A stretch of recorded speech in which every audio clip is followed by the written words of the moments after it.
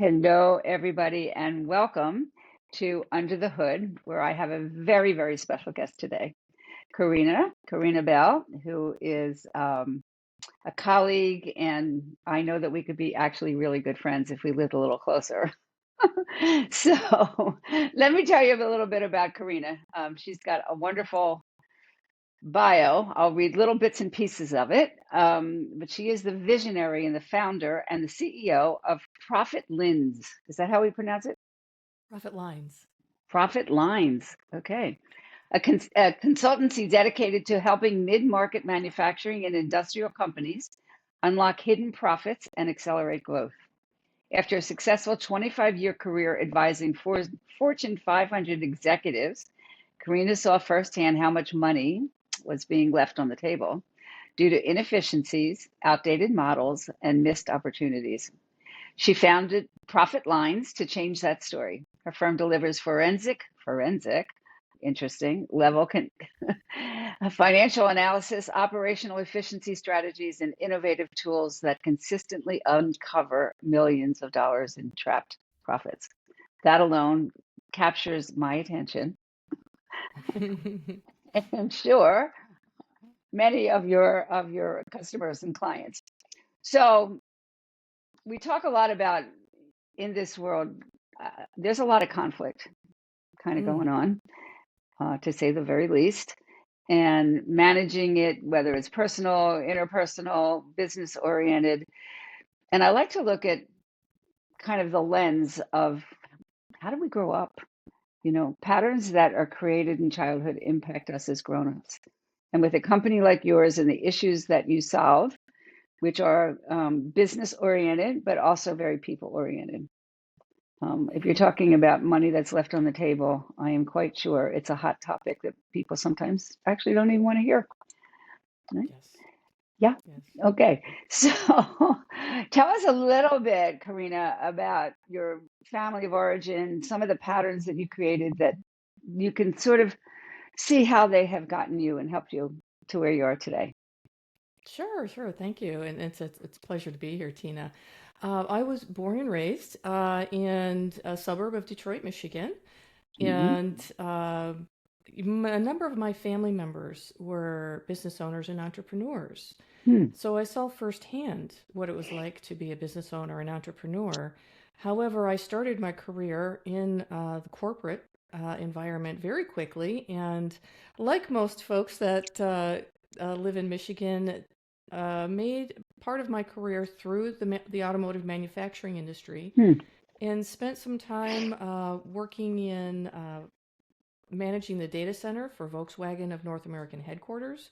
And Hmm. then also went across the street and spent about a decade working at Chrysler North American headquarters Wow. in the software development and process optimization and financial optimization. So, manufacturing, engineering was very much a part of my upbringing, my Hmm. DNA, my culture. Yes. Family members, with extended family members associated to the automotive industry. If I wasn't doing what I was doing today, I think I would have been an engineer. I love Interesting. solving problems and even as a young person, if it was easy, I wasn't interested in it. It couldn't hold my Hmm. attention if it was easy. If it was learning something new, I would always lean into it. I Hmm. love to learn new things.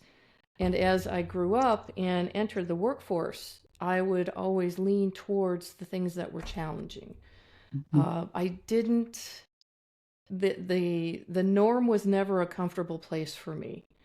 I was always seeking what's next. How can we improve? And I'm curious when you say that. I'm curious. Would you get bored with I the would, norm? Yeah. and I would before I knew what continuous improvement was. Hmm. I was questioning: Can we do this different? Is there a better way to do it? Can we do it quicker? And that because one, I was impatient, and two, I was very curious. Yeah. So And I'm going to stop you again and ask you this okay, question. Did that also get people annoyed with you? oh That constant yes, questioning, yes, yes, curiosity. especially growing up, yes. Uh, However, I became very self-sufficient with that Mhm. as well is that I had access to libraries and books and things like that. And my parents always made sure that they were feeding me Mhm. information, whether Beautiful. I was learning a new sport or an instrument. I was always involved in things that I could learn and develop. So that Mhm. created in me a mode of development to help me evolve and add tools to my tool belt in life. And again, I like solving problems. I like complexity. So I would seek out how things work. And I was that little girl that would tear things apart and put it back together again to understand how it worked. Yes. Now, it didn't always go back the way that I took it apart, but I did learn a lot through the process. Uh, but that was fundamental and foundational for me, and that curiosity and Mhm. the pursuit of complexity. And sometimes an issue or a problem can be very simple, but the solution may be complex to Right. get to where you want it to go, or vice versa. It could be a complex solution, whereas we're looking too closely at it, and the solution is actually simpler Right. than we Right. expect. So I can see from just reading your bio with you the complexity of the work that you're doing. It has many Mm-hmm. layers, right? It's not just one department, another department, another department. It's that integrated, Mm-hmm. um, right? That integrated Mm-hmm. piece that gives you the whole picture. So it's a very holistic way It is. of looking at a business.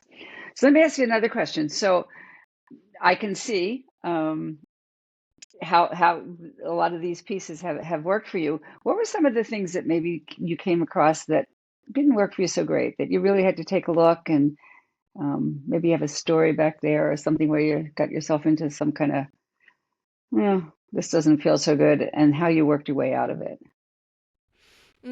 I have one that will live with me through my days for sure, for sure. It was redeveloping the development process at Chrysler of when the idea of a car it becomes a sparkle in someone's eye and all the steps and processes until it's actually delivered to the market. And Mhm. I was tasked with shrinking that. We were using the Toyota timeframe as our North Mhm. Star. We wanted to get as close to that. At the time, I think it was 5 to 7 years was the development cycle, and Toyota's was 18 months. Wow. And our edict was get as close to that as we possibly could. And so that was a very complex process. You can imagine I can all of the imagine. different people and departments and Right. experts that were involved in that process. So we were very well into it. We were making a lot of great progress. And then there was some major changes to the progress that needed to be communicated to the group as a whole. And my mode was to meet with each individual prior to the meeting, each stakeholder, each Mhm. decision maker, each stakeholder prior to the meeting to give a preamble. This is what to expect. This is your role in this conversation. This is the expected outcome. I did that with every single individual except one. And as the meeting was going, and I thought, oh, it won't be any big deal. He's gonna fall right in line, and that was not the case. As we were stepping through it, his department was impacted. Mhm. He did not receive it well. It was a raised voice circumstance. It was standing up, hands on the table, leaning over at me. Mhm. And it was at that point I realized I did not serve him well, ended the Mhm. meeting abruptly to defuse the situation, then let the group disperse, and then went to talk to him one on one Mhm. personally and apologize Mhm. for me not preparing him. And it was a circumstance where he was on vacation and this was his first day coming back. And I didn't have the time to prep him for Mhm. the meeting. Mhm. And in hindsight, and I thought, well, I'm not going to reschedule 26 calendars Right. for this one person. So that was my justification. However, that one person nuked that meeting, that conversation. Yes. So in hindsight, it's one detail Yes. derailed that meeting. Now I was able to talk to him one-on-one, um, professionally, apologize for my Mm-hmm. shortcoming, and then talk to him about the impact in that. And we were able to respectfully continue working together. It was Right. one of those blow up, cool down, reset, and keep moving forward. Very impactful for me that how important it is that every stakeholder must be involved in the So you also bring communications. out, because as I was listening, and I'm going to stop this for a minute because we're going to edit this out because I'm going to close my shade because the sun is coming right in my eyes. So hold on 1 second, see if I can do this. See if that's a little bit better. That's much better. Okay. So we're going to just start that piece again. So what you did, and I was thinking that was a really good idea, given sort of my background and how I might handle something that you were talking about or advise people. So it was great. One by one by one, I met with all these people until you said that the one person The one. that I didn't. Okay, so you learned from that. But the other piece that I think is so important is you went back right afterwards Mm, and you owned it, absolutely. right? That piece we would like to kind of blare out 1,000%, Hmm. because when we don't own our own stuff, right, then it goes underground. And then Hmm. you can imagine what might have happened had you not done that in terms of the, antagonistic kind of behaviors and passive aggressive behaviors that could have come from it, or aggressive because he was aggressive with you. Hmm. Um, so I want to point that out because people don't go back and clean up things and then they just build. Mm. And then when they build and they build and they build, and then people blow, we call it gunny sacking. I'm mad at you for this, and then I'm mad at you for that, and then and then it's like, well, oh my God, what am I going to do with that? Exactly. You're Right? unpacking a lot there.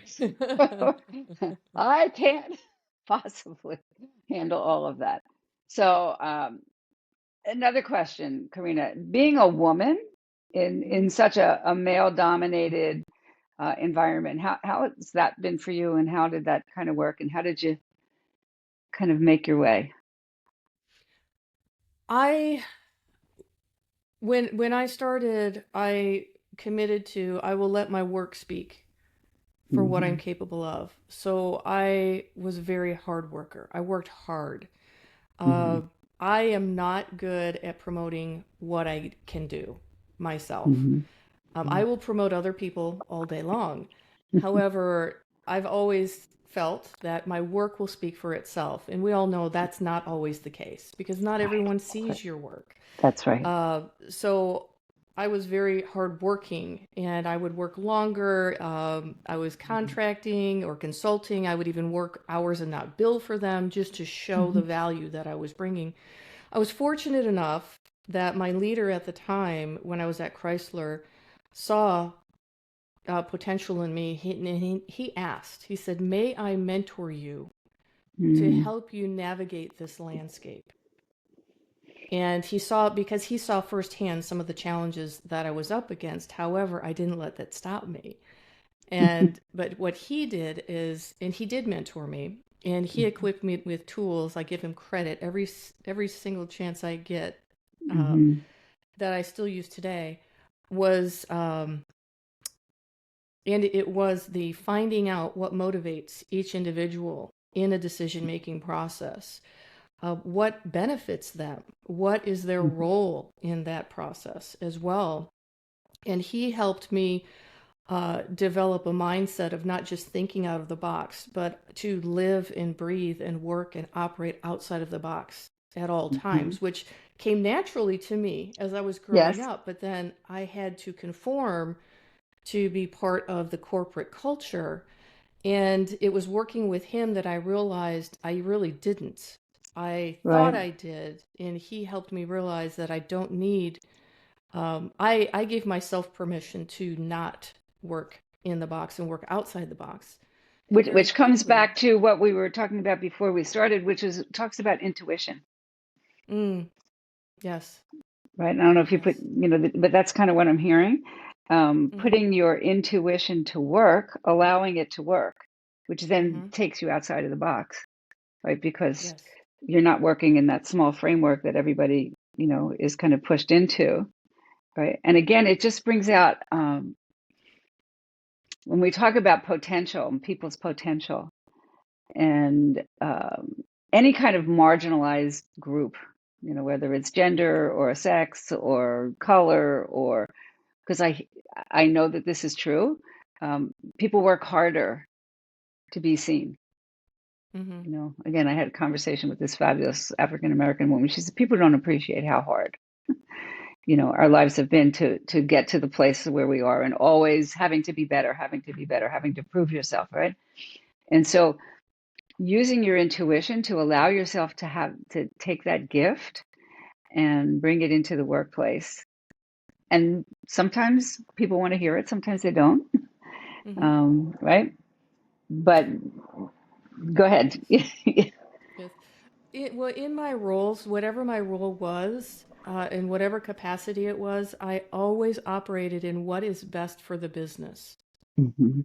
not someone's agenda, what is best for the business. And there were times that it may have been career limiting for me doing that, but it was the values that I operated within that I knew I could be successful by my definition, not someone else's definition. And that served me very well. It served me very well. And the mentor I had, uh, you know, the tools that he gave me were just extraordinary as far as, or he helped me realize, I should say, Yeah. uh, as a good mentor does, is they see what's in you and they just tweak a little bit so Right. you come to that own realization Exactly. yourself. Uh, but yeah, in fact, in that earlier scenario that I mentioned, everyone on the whole floor heard this gentleman's response, and he was right outside the room, and I went to get his counsel immediately after, and he said, I knew that was going to happen. And I said, well, why didn't you tell me? He said, because you needed to learn it. You needed to experience He it. was a And I really great said, teacher. Yes. yes. I said, make no mistake, the lesson has been learned.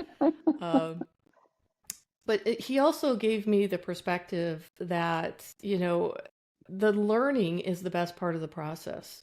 We're not going to succeed in everything that we pursue. And it's okay.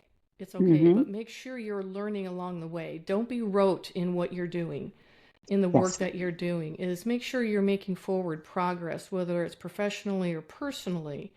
And make sure So, the people you're working with are progressing as well. That you're not just submitting, you're actually feeding and supporting the people one of around the, yourself. again, you bring up another really important factor here is it's a lot of self-reflection, Mm, mm-hmm. right? We get into a lot of trouble when we blame. I mean, that's really kind of the genesis of conflict. We blame other people. It's Yeah. their fault. It's their fault. It's their fault. And if we're coming back to the earlier piece. If you don't own your own, and you don't self-reflect, Mm-hmm. then you're actually a mirror for all the other crazy stuff that's going on around you. Honestly, Mm-hmm. so I want to highlight again. And for you, Karina, it comes naturally. It's your second nature. It's what you do.